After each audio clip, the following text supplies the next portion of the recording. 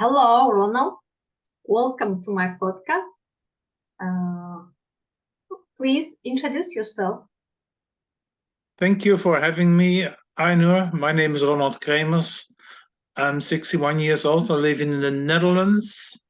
I work as an ICT consultant. I've been in Toastmasters for 6 years now, in a club in the Netherlands, which is District 59, composing of France, Belgium, and the Netherlands, and also a very keen participant in the Odyssey program.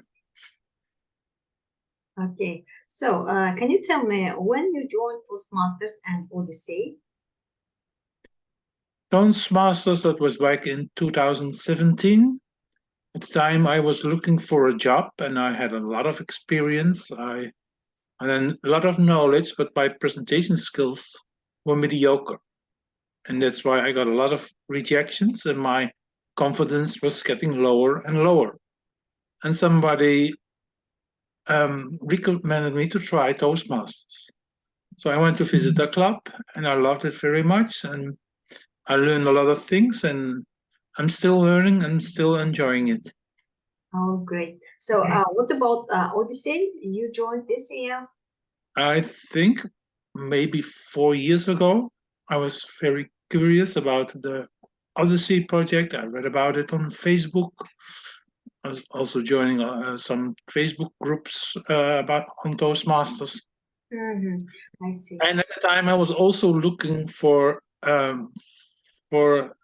other members from other clubs because I had a plan. I wanted to start a speechcraft course, and that's a project you cannot do alone. You need other Toastmasters to help you as a coach, as a guiding committee. And in my club, only a few people wanted to join. So I have to look further. And I was not in the district yet, didn't know so many people in the district. So I used the Facebook and I used the Odyssey project to find more people. And they were very enthusiastic and willing to help me. So we managed to do the program. Oh, thank you. So, what are the advantages and what kind of input you had after Odyssey, Toastmasters? I think the advantages are many, and it all depends on what you are looking for. And for me, it was getting to know people from all around the world, and it's really a very international project, the Odyssey project. You can name any letter of the alphabet, and I can give you probably 2 or 3 countries that I visited. I visited the clubs online, especially during the COVID period. Many clubs went online, some of them stay hybrid.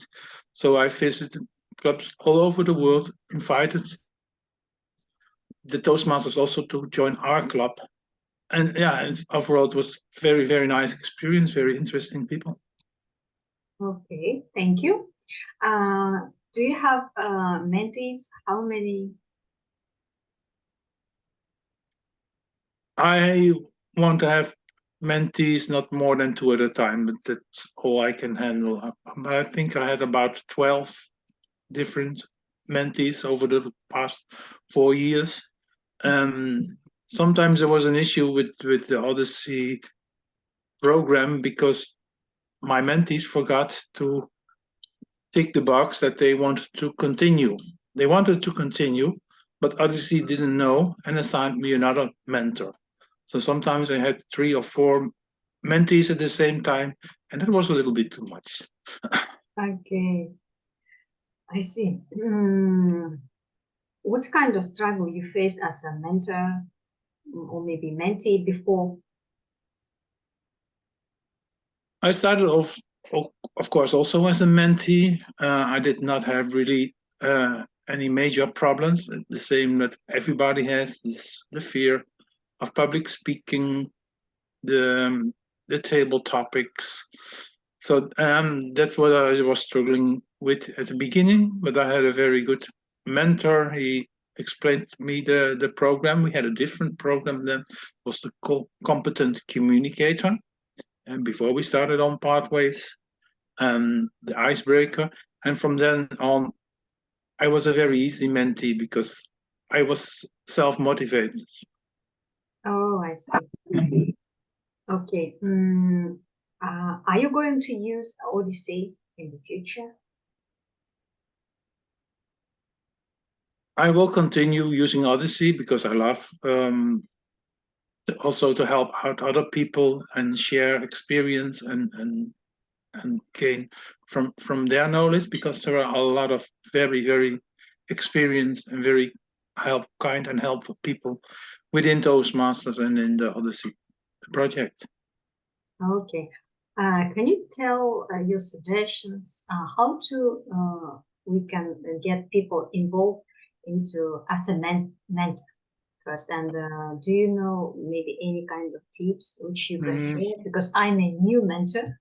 To me, it will be very useful. Yeah. So your question about getting new mentors for the project? Yes. Yeah. Okay. Yes, I think with anything, and also with joining Toastmasters or becoming a mentor or taking a mentor, people have to be convinced what's in it for me. If I am a mentor, I am helping my mentee, but I am also learning a lot of new skills for myself. And if that is your motivation, you can conquer the world. You can do it. If it's a struggle, yeah, then it doesn't work. Okay. Does that answer your question? Yeah. Thank you. What about your responsibilities? What kind of roles or maybe officers positions you hold during the Toastmasters life journey? The first year, I concentrated on my my own part, which was the competent communicator. And the second year, I took on the role as vice president of education. You need to be a little bit ahead, like also a mentor. You need to be ahead of the people you want to support, to explain them the program. But then the program changed suddenly to pathways. And actually, we all started at zero. So we didn't have the experience from the pathways to share with our members. But that's why I wanted to do it fast. I did a lot of speeches. I think I gave about 20 speeches a year, which is more than average Toastmaster. But I wanted to be ahead, and I wanted to know what is the program, where are the struggles, and where are the challenges, where are the advantages, so I could share them with my mentors.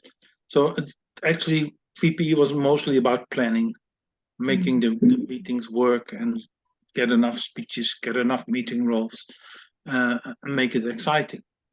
The second year I was club officer, I was president, and then it was all about teamwork. And because we have the VP, the VPM, the VPPR, the treasurer, but they all need to work together to make it work. And that was the main concern of being a president, and not stepping in too much. That was my pitfall. I was always stepping in. If something went wrong, I would pick it up. But you as a leader, you need to trust your people and empower them to do their part and bring in their initiatives. So that was the president part. Then some people stepped out. The treasurer stepped out. The vice president of membership stepped out. So I had to take over those roles as well.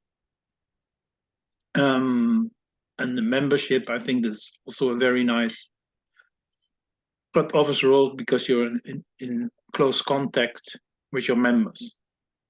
with the guests, but also with the members. So you're in close contact. You learn to be more, to have more empathy, to listen better. What are their needs? What do they want? So you can give them a better experience. I see. Okay, thank you very much for your time, effort. I'm very honored to have you as my guest. See you soon. Okay, thank you very much for having me, and good luck with your podcast project. I'm very curious what you can make of it. Yeah. So thank you, and